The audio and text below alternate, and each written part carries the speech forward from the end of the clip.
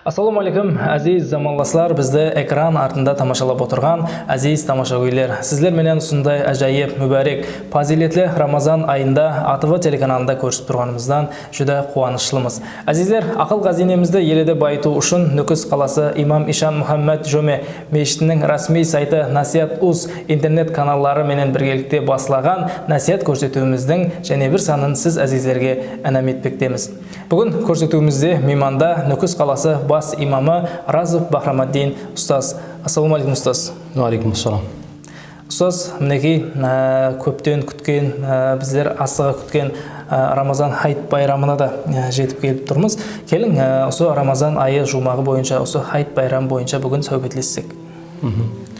Бисмиллах, альхамдулиллах, вассалату вассаламу ала расулиллах. Аллах табарагу таалаға хамду саналар, пайғамбарымыз алейхиссаламға салаваты саламлар болсын.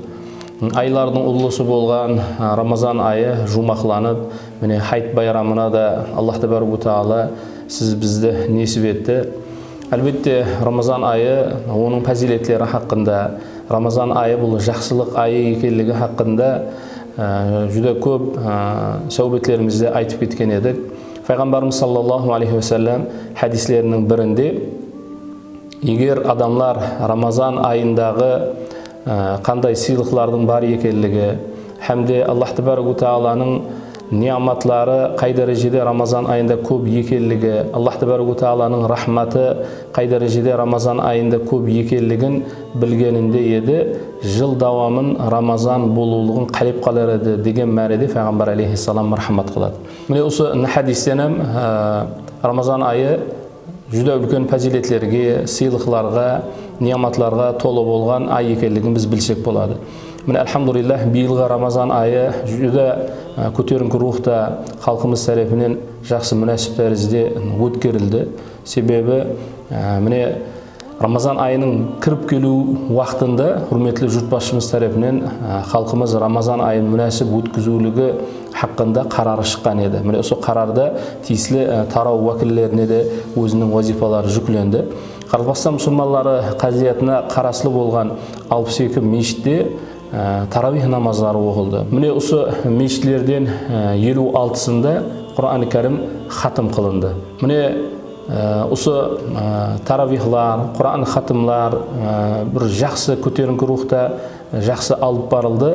Бұған тынышлықты сақлаулықта ішкі істер органлары, Милли гвардия яки осаған айрым тарау қызметкерлері де жүдә көп халқымызға қызмет қылып тұрды.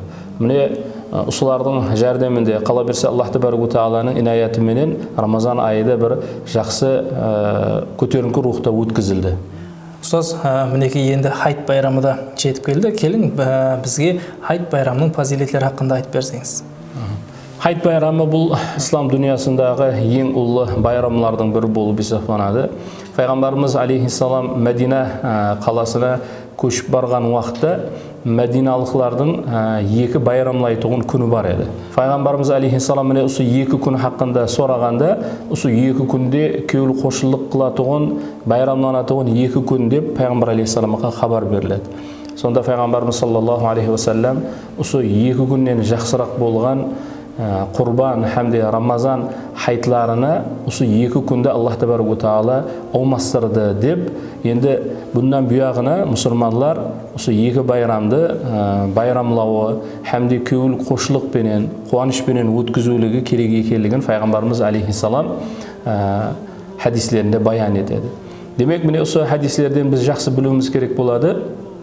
Демек, хайт байрамы көңіл қошылықпенен өтетұғын, әтрафыдағы инсанларға байрам құттықтауыменен өткізілетұғын, жақсы үлкелер зиярат қылынатұғын, жақсы кішкентайларға имканият дәрежесінде сауғалар берілетұғын бір күн болып есептеледі.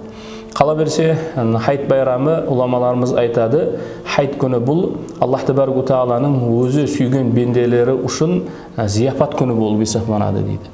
Себебі мұсылман адам бір ай давамында ораза тұтқаннан кейін күндізі менен жеу ішуден, шахваттан өзін тыйды ма, Аллах табарагу таала хайтты байрамлауға бұйырды, һәм осы күні жеу ішу күні, яғни сол бір кеуілік қылып өткізілетін бір күн екенлігін ділімізде белгіленеді. Соның үшін шариатымызда жыл давамында ораза тұтуы мүмкін болмаған 5 күн бар. Осы 5 күннің ішіндегі 2 күні бұл хайт байрамлары болады. Яғни бұл 5 күн дегенде бірінші осы Рамазан фитр хайты күні ораза тұтулық мүмкін емес. Ondan кейін құрбан хайты күні, һәм құрбан хайтынан кейінгі ташриқ айтатығын, тәкбір ташриқ айтатығын 3 күн, ұлымалық жыл давамында 5 күнде дінімізде ораза тұтулықтан қайтарылады. Демек бұл бекарға емес, себебі бұл күн жоғарыда айтқанымыздай бір зияпат қылынатығын, кеуіл қосшылық бенен өткізілетіғын, кеуіл көтерілі өткізілетіғын бір күнлер болып есептелінатығын екен. Қала берсе, бұл хайт күні бір ай давамында Рамазан айында бенделердің қылған ибадатларына сыйлық берілетіғын күн болып есептелінеді. Себебі әрбір істің жұмағы болғанындай Рамазан айының жұмағы, демек бұл хайт күні. Осы хайт күнінде Аллах Тәбәрәк Тағала бір ай давамында өзінің разылығы үшін ораза тұтқан бенделерінің, бұл айды жақсы сауаплы істерменен өткізген бенделеріне сыйлық беретіғын бір сыйлықлау күні болып есептелінеді. Рахмет ұстаз. Енді және де көпшіліктің ойында туылатығын сұрау, хайт байрамы күні қандай әмелдерді істеуіміз керек? Яғни хайт күнін біз қандай қылып өткеруіміз керек? Әлбетте орынды сұрау. Демек, мұсылман адам хайт байрамы күнін қандай қылып өткізуілігі керек? Бірінші нәубетте азанда ұйқыдан тұрғаннан кейін таң намазы һәмде хайт намазын оқулығы үшін мешітке барады. Әлбетте мешітке жол алмастан алдын азғантай болса да бір затты жеп, ямысам ішіп, яғни аузын ашып, мешітке жол алулық пайғамбарымыз алейхиссаламның сүннеті, яғни мұстахаб әмел болып есептелінеді. Айырым адамдар хайтқа бармастан алдын ауыз жауып болу керек деген надұрыс түсінікте болады. Бұл құрбан хайтында сондай. Яғни ауыз жауылған халда хайт намазға барып, құрбалық қылынғаннан кейін осы құрбалық көшінен ауыз тиіп, ауыз ашылады құрбалықта. Бірақ Рамазан хайтында азанда, демек ұйқыдан тұрғаннан кейін ауыз ашып, ондан кейін сол хайт намазға жол алынады. Хайт намазға жол алғаннан кейін мешітке кірместен алдын қадір болатығын адамлар болатығын болса, пітір садақасын берулігі керек болады. Себебі, яғни осы пітір садақасы бенде аузын ашқаннан кейін берілетіғын садақа болып есептелінеді. Бұны әлбетте Рамазан айы давамында да берсе болады. Егер кешіктіріп хайт күні беремен дейтіғын болса, демек жай намазға шықпастан алдын пітір садақасын бірінші нәубетте орындаулығы керек. Хайт намазды оқып болғаннан кейін әтрafындағы инсанлар менен хайт қуанышын бөлісулігі керек болады. Хайт намазды оқып болғаннан кейін бірінші нәубетте ата-анасы бар инсанлар болса, осы ата-аналарын барып зиярат қылуылығы мақсатқа муафық.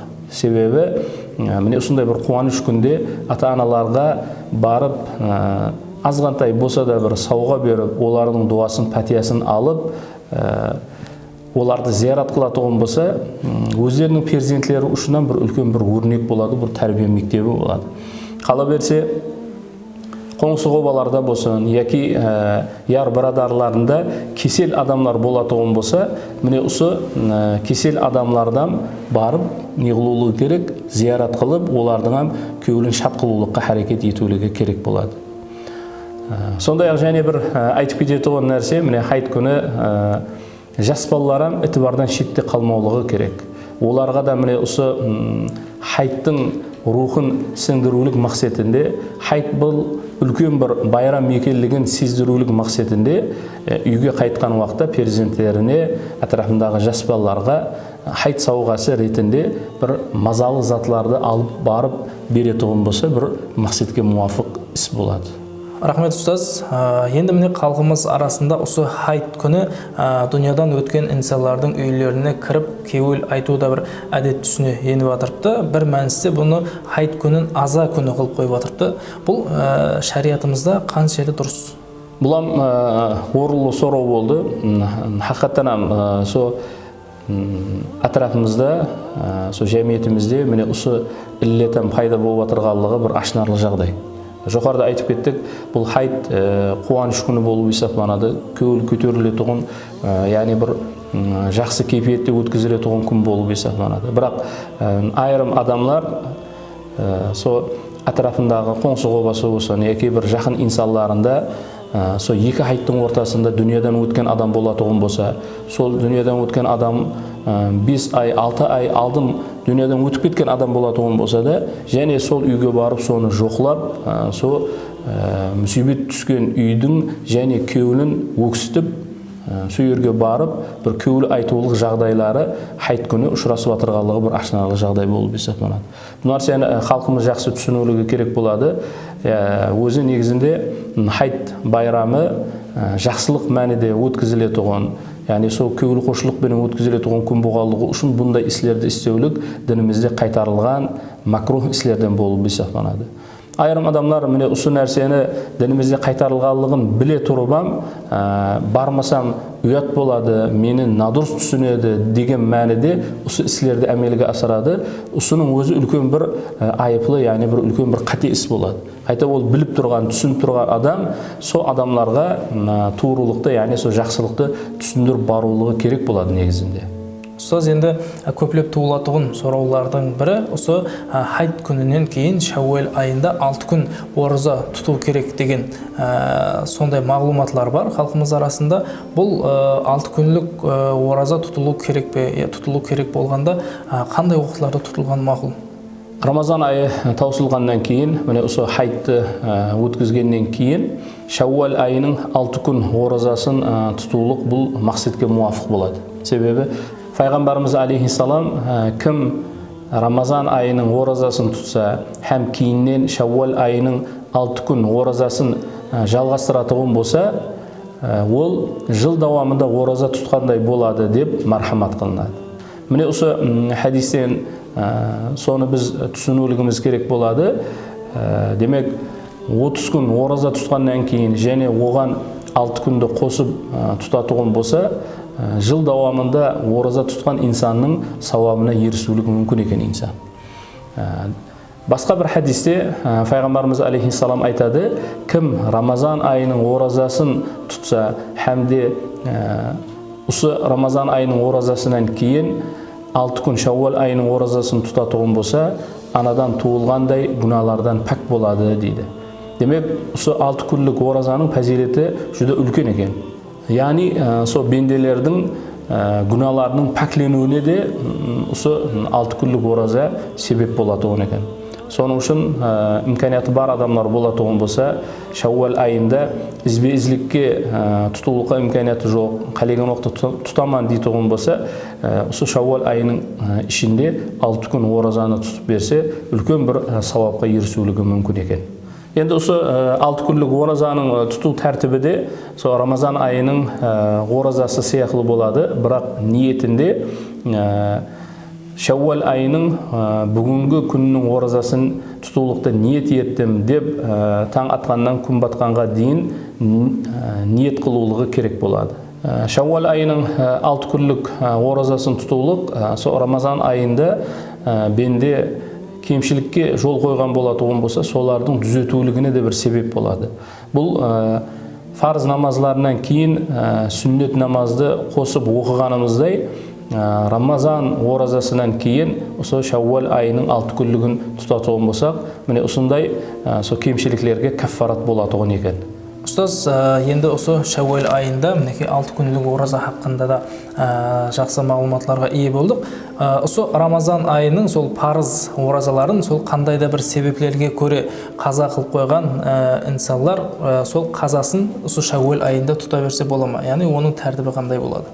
Демек, қайсы бір адам Рамазан айында айрым себеплерге көре Рамазан айының оразаларынан белгілі бір күндерді қаза қылып қоятұғын болса, демек, осы Шәуел айынан баслап, қалегенше, яғни сол имканиятына қарап тұрып, осы қазаларды тұтулығы мүмкін. Бірақ уламаларымыз айтады, кейінгі Рамазанға дейін осы қазалардан құтылулығы керек деп уламаларымыз ұсыныс білдіреді. Бұл бекарға емес. Себебі Аллах Тәбәрәк Тағаланың со фарз қылынған Рамазан айы бастан алдын бенде Аллах Тәбәрәк Тағаланың алдындағы қарызларын толық өтеулігі керек болады. Демек, мінекей бүгінгі көрсетуімізден білгеніміз хайт байрамы бұл жоғары кеуілік кейпиятта өздеріміздің жақындарымыз бенен қуанышта бір-бірімізге сауға сыйлап зияпатлар беріп, сондай кеуілік кейпиятта өткерілетін байрам екен. Haqiqatdan Ramazan hayıtı, yani so hayıt bayramı köylü koşulluk benen ötküzületýän, etrafındagy adamlarga da imkaniyet derejesinde mine osu kuwançty bölüşetýän bir köylülük benen ötküzületýän bir bayram bolup hesaplanady. Sonuň üçin özüne tok adamlar bolatýan bolsa, etrafındagy muhtaç insanlarga imkaniyet derejesinde jardam kolun sozup, jasy ülkelerden barıp dualaryny alıp, jas kişilerge imkaniyet derejesinde izzet körsetilýän bir gün bolup hesaplanady. Allah Tebərək Teala halkymyzdy mine usunday hayttan haytga amallykda özü jetkize bersin. Usu mawridden paydalanyp, güllan halkymyzdy musulman dünýasynyň iň ully bayramlarynyň biri bolgan Ramazan hayıtı bayramı menen kutluqlayman. Allah Tebərək Teala jurtumyzdy özü hifzi himayasynda asrasyn. Halkymyzdy mine usunday kuwançly günlerge, bayramlarga amallykda, yesellikde Allah Taalanyň özü jetkize bersin. Mine usunday tыныш bolgan, cennet mekan bolgan jurtga usunday bayramlar jarasady.